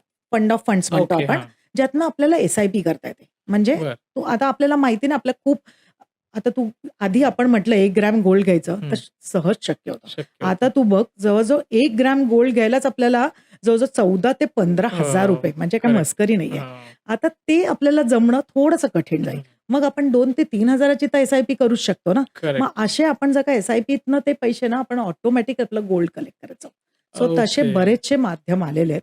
काही प्रश्न असतील लोकांना नक्कीच आपल्याला संपर्क करू शकतील. आता आपण पाहतोय युद्धजन्य परिस्थिती आहे आणि महागाई सगळीकडेच वाढतीये. भारतात सुद्धा पुढच्या काही महिन्यात चित्र दिसतायत. मग या काळामध्ये समजा आपण पुढच्या 4-5 वर्षांचा जर विचार केला, तर त्यासाठी आर्थिक नियोजन कसं केलं पाहिजे? आता पुढचा प्रश्न माझा असा असेल, की का 5 ते 10 वर्ष किंवा 3 ते हां. 5 वर्ष? का 1 महिना नाही? का 10 वर्ष नाही? हं, पहिला प्रश्न कारण का ना बहुतेक लोकं ना जेव्हा इन्व्हेस्टमेंट्सला येतात ना, हं. मॅडम पुढच्या 5 वर्ष तरी मी हे पैसे काढणार आहे. लाँग टर्म इन्व्हेस्ट करायचे. ओके, पहिला तर हा प्रश्नच चुकीचा झाला. म्हणजे ओके. 5 वर्षात काय येणार आहे? हा प्रश्न पहिला आला पाहिजे हां, आपल्याला. मुलांचं शिक्षण येतंय का? स्वतःचं रिटायरमेंट येतंय का? हां. सो कुठेतरी ना त्याला आपल्या गोलला जोडा. कारण ओके, का नाहीतर तुम्ही रिटर्न चेस करणार. म्हणजे ओके. आताची बघ ना कंडिशन. हं, लोकं काय मला बोललेली 10 वर्ष काही पैसे लागत नाहीत हं. किंवा तुम्ही इन्व्हेस्टमेंट पण त्याच दृष्टिकोनातनं करतात. पण मार्केट खाली गेलं आणि तुझं जर का होरायझन 5 ते 10 वर्षाचं असेल ना, मग हां, तुला माहितीच नाही पैसे कशासाठी इन्व्हेस्ट केले. तिथे हां. तुला जर का मार्केट खाली गेलं, तर तू लगेच ते पैसे इधर काढायचं बघणार किंवा तुझ्या डोक्यात ते कन्फ्युजन सुरू होणार. करेक्ट. पण हेच माझ्या मुलाच्या शिक्षणाला हे पैसे आहेत, हं. जे आता 12 वर्षांनी आहे. मी हे पैसे लागणारच नाही. आता खाली गेलंय मला किती उपयोग होणार आहे? सो हां. जर का आता तुमचा प्रश्नच मी बघितला, की जर का 5 ते 10 वर्षांनी हं. इन्व्हेस्टमेंट करायचे असतील, तर इझिली आपल्याला इक्विटी फंड्स घेता येतात ह्याच्यात. म्हणजे ओके. एस-आय-पी करता येईल किंवा लमसम असतील तरी टाकता येतात. हं. तर आपण ते माध्यम क्लायंटला देतो. पण नक्की माहिती पाहिजे, की खरंच हे 5 वर्ष लागणार नाहीयेत. ओके. म्हणून मग ते गोल्स आखणं हे फार महत्वाचं जातं. एकदा गोल्सची क्लॅरिटी असेल, की खरंच 5 वर्षात हे पैसे हं. लागणार आहेत. मग आम्ही इक्विटी फंड्स, मग कुठले फंड्स घ्यावे वगैरे याच्यावर मग चर्चा होते क्लायंट्स बरोबर. सो हे ओके, गोल्स क्लिअर असणं हे फार महत्वाचं ठरतं. Okay, rather okay. Than number of years. जर का तुम्हाला मध्ये कुठेतरी सेटबॅक नको असेल. जसं हां. आत्ताचं मार्केट खेळतंय आपल्याला. करेक्ट. बरंच अनसर्टनिटी आहे. माहिती नाही कधी हो. रिकव्हर होणार आहे. लोकं घाबरलेली आहेत. हं. त्यांचे हार्ड अँड मनी ते इन्व्हेस्ट केलेली आहेत. करेक्ट. तर तिथे तुम्हाला जर का दिशा नसेल ना, तर लोकं म्हणजे पैसे चुकीच्या माध्यमातनं आणि हं. चुकीच्या वेळेस ते काढून घेतील. म्हणजे असं होणार. Correct, correct. पण मग आता जी युद्धजन्य हं, परिस्थिती आहे, हं, हं, त्याचा मार्केटवर आपल्याला परिणाम दिसतोय, की हं. मार्केट खाली येतंय. बरोबर. पण एकंदर अर्थव्यवस्था म्हणा हं, किंवा महागाई म्हणा, हं. आता आपण म्हणतोय, की बरोबर. वाढू शकते. हं. तर एक्झॅक्टली कसा परिणाम दिसतो या सगळ्याचा? तर कसं होतं क्रूड ऑइल आपण आहे ना, हं. बऱ्यापैकी एक इम्पोर्ट करतोय. तर हां. आपलं बरीच कंट्री म्हणजे क्रूड ऑइल महाग होणं हे आपल्याला भयंकर डिफिकल्ट आपल्या इंडियासाठी कारण का आपलं फिस्कल डेफिसिट वाढवतं. म्हणजे हां. गव्हर्नमेंटचे लोन्स वाढवतं. तर तिथे कुठेतरी हे इन्फ्लेशन वाढवतं आपल्या हं. इंडियाचं. कारण का क्रूड ऑइलच म्हणजे आपल्याला साधं तेलच वाढलं करेक्ट. सगळीकडे. एल-पी-जी वाढलं, हो, हो. पेट्रोल वाढलं, डिझेल. म्हणजे आपल्या घरातले गॅस वाढले, हं. सगळीकडे. तू बघ म्हणजे मग आपलं पुढचे प्राइजेस इन्फ्लेट झाले हं. आणि आपला दुसरं काय होतंय, की आपला पगार तो आहे, तो पण जॉब जाण्याची भीती. कारण का हां. इन्कमच मग आपलं कमी व्हायला लागतं. मग बरेचसे लोकं ले ऑफ्स देतात वगैरे. हं. म्हणजे थोडक्यात काय जॉब जाणार, पण इन्फ्लेशन वाढणार. म्हणजे करेक्ट. स्लो डाउन पण इकॉनॉमी आणि हां. इन्फ्लेशन पण हाय. मग हां, हां. तिथे ना जे नीट सर्कल सगळं चाललेलं असतं, आर्थिक व्यवस्था, ती सगळी ढासळते. आणि ओके. म्हणून मग युद्धजन्य परिस्थिती आपण म्हणतो, की टाळता आली तर टाळली गेली हं. पाहिजे. तर ते त्याच्यासाठी. आणि मग that can cross the markets to further fall. म्हणजे अजून खाली येऊ शकतात. मग तिथे ओके. कुठेतरी मग सगळे गव्हर्नमेंट्स, सगळे प्राईम मिनिस्टर, सगळे अर्थमंत्री ते बघतात, की आपलं हे सगळं कसं काही कंट्रोलमध्ये आणता येईल. So okay. म्हणून मग ते महत्वाचं ठरतं. आता आपण बघतो, की काही लोकांना इच्छा असते, की मला श्रीमंत व्हायचंय. त्यासाठी जॉब करतील, एखादा साइड बिझनेस करतील. पण तरीही ते खूप स्ट्रगल करतात आणि जे श्रीमंत लोकं आहेत, ते सहज त्यांचे जे काही स्टेप्स आहेत, ते पार करत एक गोल अचीव्ह करतात. सो दोघांच्या माइंडसेटमध्ये काय फरक वाटतो? 3 डीज फॉलो करायला पाहिजेत आपण. हं. जे 3 डीज नीट फॉलो करतात. आता 3 डीज म्हणजे काय? हं.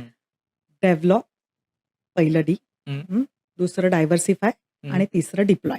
ओके. आता तू डेव्हलप म्हणजे काय? तू जेवढं चांगले बिझनेस ओनर्स असतील हं. किंवा जे चांगलं इन्कम म्हणण्यापेक्षा इन्कमला नीट वापरणं. हं.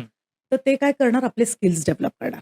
आपलं आताचं जे इन्कम आहे ते हं. कसं दुप्पट करता येईल त्याच्याकडे पूर्ण फोकस करणार. करेक्ट. सेकंड काय करणार? डायव्हर्सिफाय. हं. म्हणजे एका माध्यमातनं आपल्याला पैसे येत असतील ना, हं. तर दुसरा माध्यम कसा उभा करता येईल. मग दॅट कॅन बी तुमच्यासारखी लोकं जे आता ओके. पॉडकास्ट करतायत, आमच्यासारखी लोकं, की कसे माझे ब्रांचेस टाकता येतील, हां. म्हणजे असे बरेच माध्यम निघालेत आता. तर तसे multiple source of income generate करायला बघतात. आणि ओके. तिसरं म्हणजे काय माहितीये, सगळ्यात महत्वाचं, की आपल्या पैशानी पैसा कसा वाढवता येईल त्याच्यासाठी गुंतवणूक करतात. मग ओके. तिथे एफडीमध्ये पैसे गुंतवणूक लाँग टर्मसाठी चालणार नाहीत. हां. कारण का इन्फ्लेशन बिटेड रिटर्न्स असले पाहिजे. करेक्ट. मग आपल्याला म्युच्युअल फंड्स, हं. मग स्टॉक्स असे वरचे इन्व्हेस्टमेंट्स आपल्याला आणि प्रॉपरली डायव्हर्सिफिकेशन म्हणजे real estate, gold, mutual funds हां. म्हणजे इक्विटीज आणि करेक्ट. तुमचं डेट मार्केट असं प्रॉपर नियोजन असलं पाहिजे. आणि त्याच्यात सगळ्यात नीट मदत घेऊन एक प्रॉपर सल्लागार घेऊन ते पैसे वाढवण्याच्या म्हणजे ह्याच्यातनं नाही तर सगळं डू इट युअर सेल्फ करायला गेलो ना, करेक्ट. तर हां. न धड आपला बिझनेस पण वाढणार आहे, न धड आपले पैसे पण वाढणार आहे. मग कुठेतरी करेक्ट. आपण मध्य अडकतो. तर हं. तसं ते सगळे हे 3 डीज जर का फॉलो केले ना, तू बघ तुझं पैसे वाढायलाच पाहिजेत आणि कधी तुला फायनान्शियल फ्रीडम मिळेल अशा क्लायंट्सना ते सांगता पण येणार नाही. खूप लोकं अर्ली रिटायरमेंट सुद्धा म्हणजे माझंच एका क्लायंटचं उदाहरण आहे. 2016 साली मला अप्रोच केलेलं. हं. दुबईला राहत होते आणि त्यांचं एकच स्वप्न होतं प्रयत्न 2020ला मला परत यायचं इंडियात. हं. मी ना 20 वर्ष गेले दुबईत आहे आणि हं. कुठेतरी मला माझ्या कंट्रीमध्ये सेटल डाउन करायचं पण मी एकदा इंडियात आल्यावर परत मी जॉब करणार नाही. ओके. सो मग मी सांगितलं, की "सर मग आपल्याला 2,00,000ची वगैरे एस-आय-पी" आणि तू 2016ला 2,00,000ची एस-आय-पी काय हो. छोटी नव्हती. हं. तर पण मला नाही, मी आता ठरवलंय मला 4 वर्षात यायचंच आहे. हं. तर तू जे काही सांगशील ते मी करायला तयार आहे. हं. We started with literally 2 lakhs of SIP. ते ओके. नंतर आम्हाला कळत गेलं, की तेही नाही. जसा पगार वाढत गेला ना 2चे 2.5, 2.5चे 3 लाख पण एस-आय-पी केली ओके. आणि 2020ला कोव्हिड हिट झाला. हं. आता त्यात काय झालं व्हॅल्युएशन्स जे आम्ही ठरवलेले, की इतकं कॉर्पस आपलं हं. झालं पाहिजे ते खाली गेलं. तर हां. क्लायंटला 1 वर्ष डिले करायला लागले. पण 2021ला परत आले. आता तू बघशील ना त्यांचं लाईफस्टाईल म्हणजे मी कधीतरी टेबल टेनिस खेळायला जातोय, मी बर्ड वॉचिंगला जातोय, मी आज मुलांना घेऊन इकडे फिरायला चाललोय. So the complete scenario changed. आता ओके. त्यावेळेस ते थोडेसे 4 वर्ष डिफिकल्ट गेले असतील हं. त्या क्लायंटला. कारण का दुबईचं लाईफस्टाईल आणि करेक्ट. सेव्हिंग्ज हे हं. दोन्ही मॅनेज करणं. पण ते हं. केल्यामुळे आज बघ आता मुलांचं लाईफ म्हणजे त्यांचं फ्युचर सिक्युअर्ड आहे. हां. स्वतःचा लाईफ एवढा एन्जॉय करतोय आणि आता म्हणजे this is called financial freedom. तर तिथे ओके. तुला थोडासा कळ काढणं हे जमलं पाहिजे. मग कसे तुम्ही एफ-डीचं म्हणालात, हं. की आता सर्वसामान्य लोकांचा जर हं. विचार केला, हं. तर पैसे कुठे ठेवायचे तर एफ-डीमध्ये हं. ठेवायचे. हीच मानसिकता असते. बरोबर. पण मग जसं तुमचं म्हणणं आहे, की एफ-डीत पैसे नाही ठेवले पाहिजे, हं. जर तुम्हाला त्याची ग्रोथ पाहिजे असेल तर. बरं, बरं. ह्याच्या मागचा काय थॉट आहे? अगदी मी असं नाही म्हणणार एफडीत पैसे नाही ठेवले पाहिजेत. हं. कारण का तुझं जर का गोल 6 महिन्यात, वर्षभरात आहे ना, तर हं. आपल्याला सिक्युअर्ड इन्व्हेस्टमेंट्सच पाहिजे. ओके. इथे रिस्क घेऊन तुला चालणारच नाहीये. हं. पण तुझं जर का लाँग टर्म गोल आहे, जसं माझ्या हं. मुलांचं शिक्षण होतं, जे हं. मला 15-18 वर्षांनी होतं. माझं रिटायरमेंट आहे, जे नेक्स्ट 10 वर्षात आहे. हं. तिथे मग तुला एफडी नाही चालणार. तिथे ओके. कारण का काय होतं, महागाई आपल्यालाच माहिती आहे हं. 7 ते 9% आहे. हो. व्हेअरएज आपले एफडीमध्ये पैसे कितीने वाढणार आहेत? 7-7.5%. करेक्ट. त्यावर पण सुद्धा टॅक्सेस जर का बरोबर. 30% टॅक्स ब्रॅकेटवाला असला, हं. तर त्या 60% आपल्या हातात फक्त 5.5% येणार आहेत. मग बरोबर. तिथे एफडी चुकीची जाते, जेव्हा तुम्ही लाँग टर्म इन्व्हेस्टमेंट करतात. तिथे थोडंसं रिस्क घेणं बनतं. मग लोकं म्हणतील, "अरे पण मॅडम आता माझ्या मुलाचं शिक्षण ह्या वर्षी आलं असतं आणि हां. मार्केट एवढं खाली जाऊन बसलं असतं, तर मग मी पैसे कसे काढणार?" मग तिथे ओके. आपण प्रॉपरली ॲसेट अलोकेशन करतो. आता जसं माझ्या मुलाचं शिक्षण जेव्हा मला हां. 45 लॅक्स लागणार होते, मी गेल्या वर्षी 6 महिन्या अगोदरच ते पैसे ऑलरेडी इक्विटीमधनं डेटला फिरवून ठेवलेले. म्हणजे सेफ्टीला ओके. फिरवून ठेवलेले. त्यामुळे माझं मार्केट एक्सपोजर नव्हतंच. आम्ही हे सगळ्या क्लायंट्सकडनं हां. करून घेतो. So okay. हे सगळं ना तुम्हाला प्रोफेशनलीच मॅनेज करता आलं पाहिजे. म्हणजे हां. आपले पैसे टाकायला लागतात आपल्या हां. खिशातनं. आता हेच भाड्याने जर का घ्यायचं झालं, हं. तर त्याची प्राईस बरीच खाली जाणार. हं. उद्या अनसर्टनिटी पण आहेच. म्हणजे हां. कोव्हिडमध्येच बघ ना किती बिझनेसेस बंद पडले. हं. आता त्याच्यात जर का इन्व्हेस्टमेंट झाल्या असत्या, तर ते कुठल्या कुठे पडलं असतं त्यांना आणि जर का तो बिझनेस चालला नसता, त्याचं प्रोडक्शन वाढलं नसतं, तर ते हां. सगळं सेटअप बंद करण्याची वेळ आली असती हेच जर का आता भाड्याने असल्यामुळे आपण आता म्हणजे थोडक्यात काय आता तुम्ही बघ ना, आता नवीन एखादं कपल लग्न हं, करतं. म्हणजे आता मुंबई, पुण्यात घर घ्यायचं झालं, काय हं. करणार आधी? साधं सिंपल रेंटकडच. गोष्ट आहे, की आपण भाड्याने राहणार, 5 हं, वर्ष बघणार बाबा आपण नीट आपला पगार वाढलाय का? आपला सेटअप वाढलाय का? आपल्याला इथेच राहायचंय का? हं. तसंच कंपनीच्या बाबतीत झालं. त्यांना पण कळतं, की 5-10 वर्षात चला आपला सगळा सेटअप म्हणजे कुठेही आपलं जास्त भांडवल न अडकता हां, आपल्याला त्याच्यातनं रेव्हेन्यू जनरेट व्हायला लागतो. मग तिथे करेक्ट. मग लायबिलिटीज वाढवण्यात पॉइंट नसतो. म्हणून मग ते रेंट आउट केल्या जातात. ओके. उगीचच ओनरशिपमध्ये नाही घेतल्या जातात. सो ते हं, इन्व्हेस्टमेंटवरती आपण परत एकदा येऊयात. हं, सो इन्व्हेस्टमेंट करायची असेल, हं, तर समजा आपला एफ-डी आहे हं, किंवा एस-आय-पी आहे किंवा म्युच्युअल फंड आहे. या हं. तिन्हीपैकी काय केलं पाहिजे? पहिलं तर ना खूप कन्फ्युजन्स आहेत लोकांना. हं. एस-आय-पी का म्युच्युअल फंड का एफ-डी असं कंपेअर होतं. हां.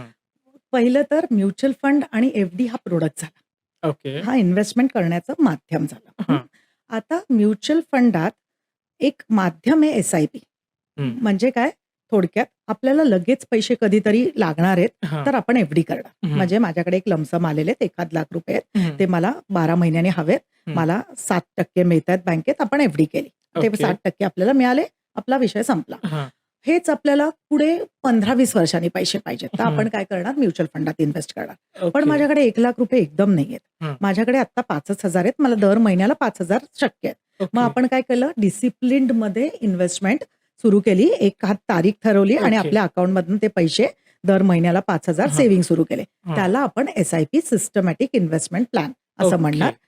ते आपण म्युच्युअल फंडात एखादं स्कीम ठरवणार. फ्लेक्सी कॅप हं. Fund, multi asset fund, small cap fund असं ठरवणार. आम्ही हां. जे सांगतो क्लायंट्सला ते क्लायंट्स इन्व्हेस्टमेंट सुरू करतात आणि मग त्याच्यातनं आपली गुंतवणूक सुरू होते आणि पुढे जाऊन आपण एक कॉर्पस करत हं. होतो.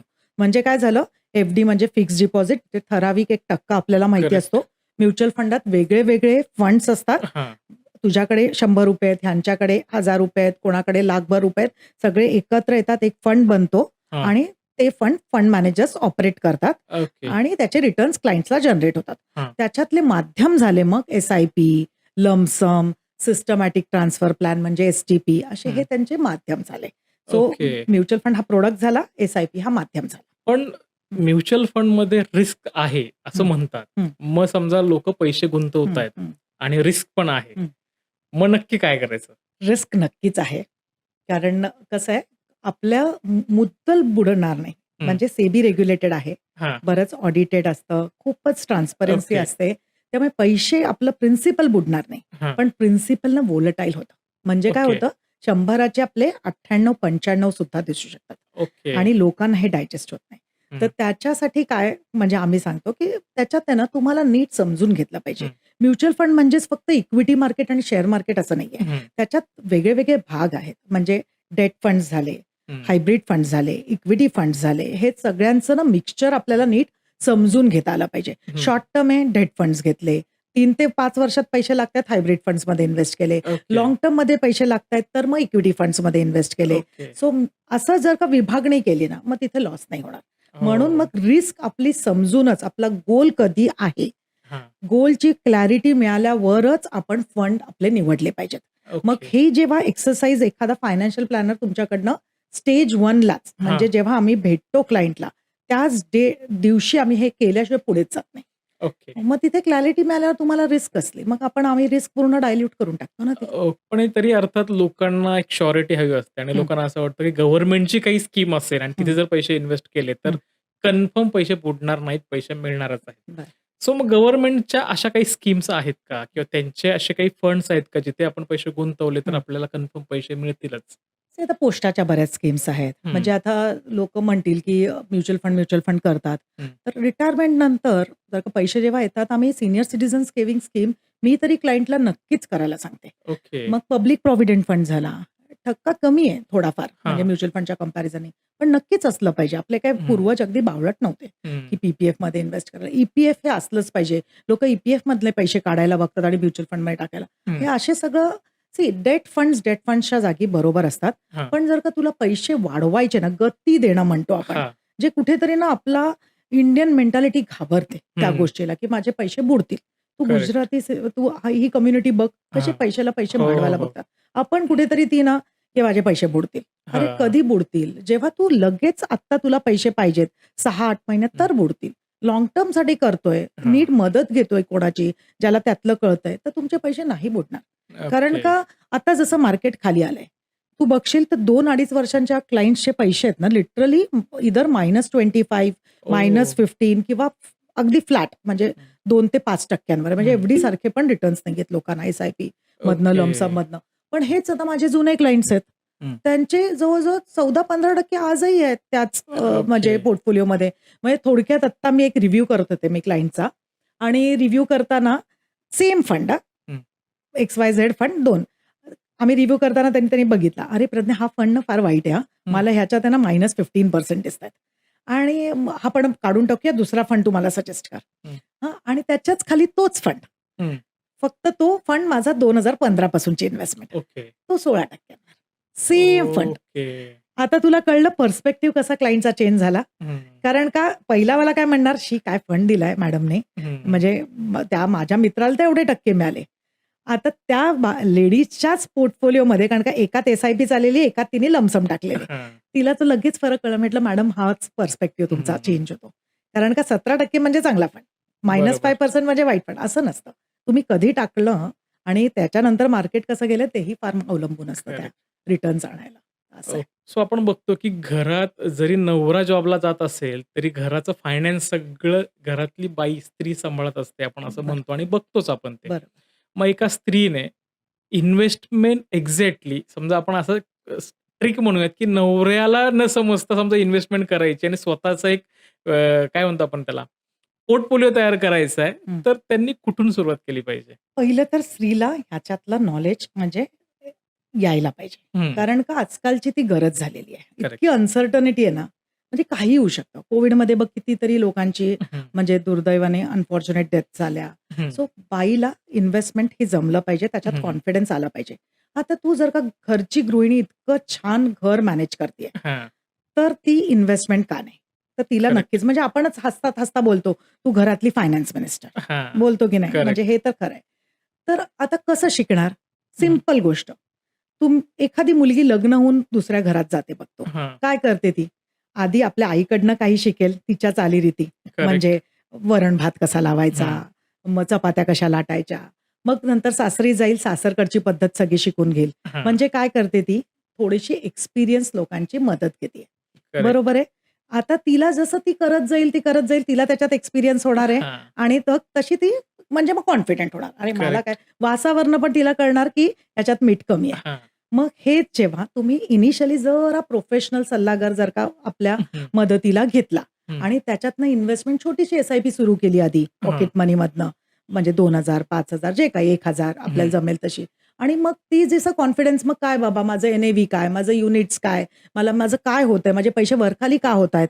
आणि आता कसं होतं माहिती क्लायंट्स मी लेडी असल्यामुळे माझ्याशी खूप छान कनेक्ट करतात. ओके.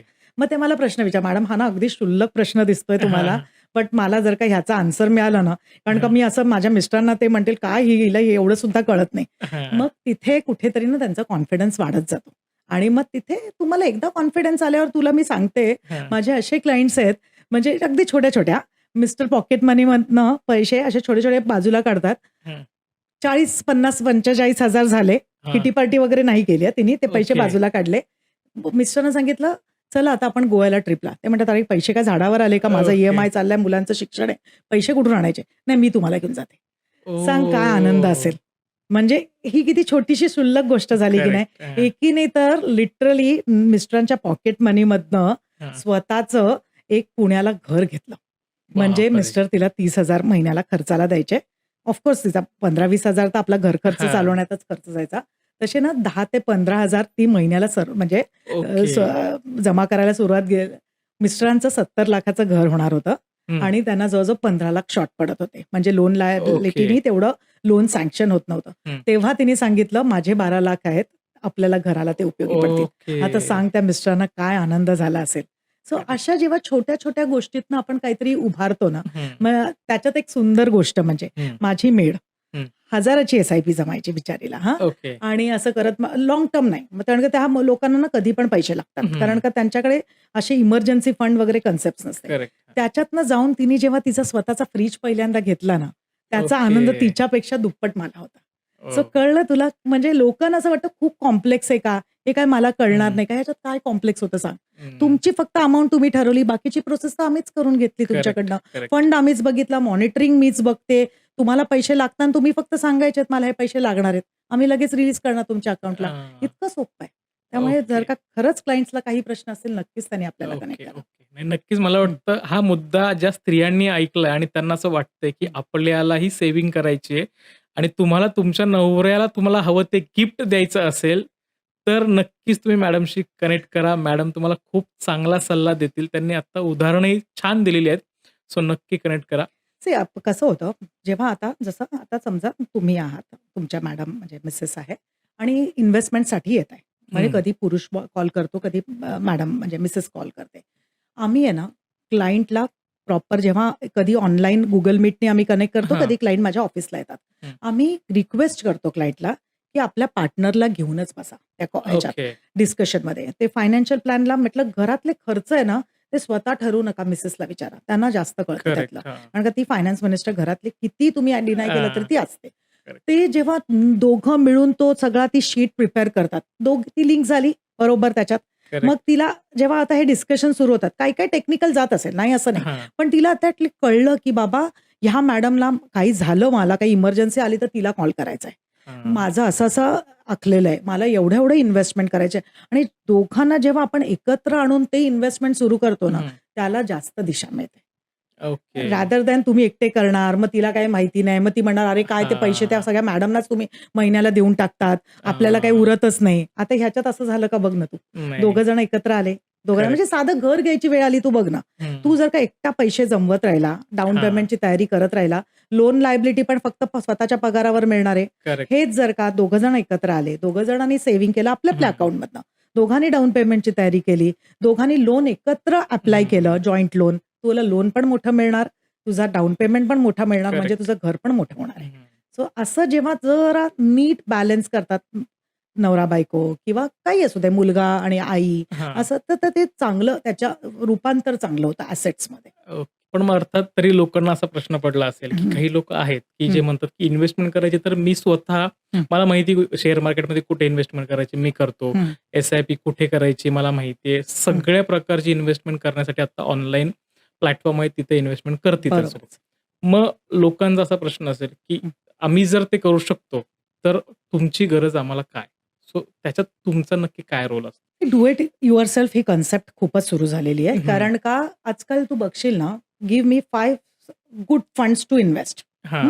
पटकन 5 करेक्ट. आणि काही चुकीचे फंड्स येत नाहीत. अगदी हां. परफेक्ट फंड्स येतात. हं. काही प्रॉब्लेम नाहीये.